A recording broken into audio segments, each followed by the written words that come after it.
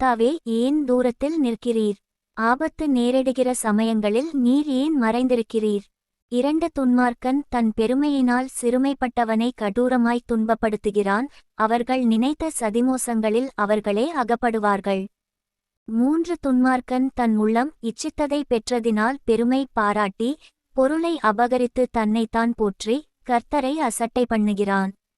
நான்கு துன்மார்க்கன் தன் கர்வத்தினால் தேவனை தேடான். அவன் நினைவுகளெல்லாம் தேவன் இல்லையென்பதே.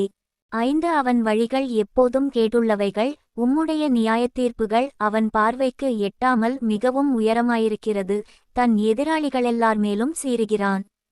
ஆறு நான் அசைக்கப்படுவதில்லை, தலைமுறை தலைமுறைதோறும் தீங்கு என்னை அணுகுவதில்லை என்று தன் இருதயத்தில் சொல்லிக் கொள்ளுகிறான்.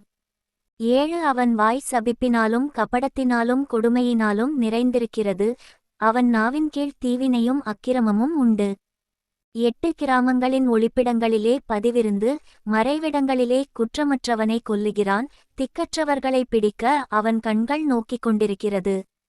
ஒன்பது தன் கெபியிலிருக்கிற சிங்கத்தைப் போல மறைவில் பதிவிருக்கிறான். ஏழையை பிடிக்க பதிவிருந்து ஏழையை தன் வலைக்குள் இழுத்து பிடித்துக் கொள்ளுகிறான். பத்து திக்கற்றவர்கள் தன் பலவான்கள் கையில் விழும்படி அவன் பதுங்கி கிடக்கிறான்.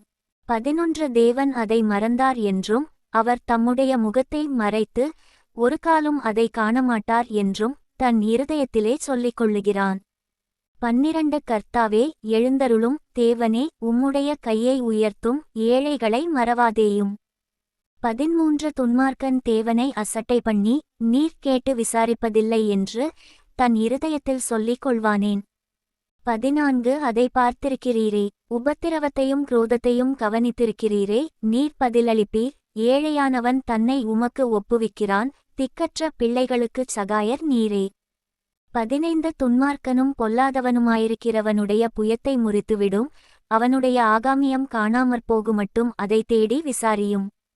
16 கர்த்தர் சதாகாலங்களுக்கும் ராஜாவாயிருக்கிறார்.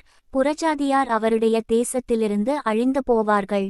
17 கர்த்தாவே, சிறுமைப்பட்டவர்களுடைய வேண்டுதலை கேட்டிருக்கிறீர். அவர்கள் இருதயத்தை ஸ்திரப்படுத்துவீர். 18 மண்ணான மனுஷன் இனி பலவந்தஞ்செய்யத் தொடராதபடிக்கு தேவரீர் திக்கற்ற பிள்ளைகளுக்கும் ஒடுக்கப்பட்டவர்களுக்கும் நீதி செய்ய உம்முடைய செவிகளைச் சாய்த்து கேட்டருளுவீர்.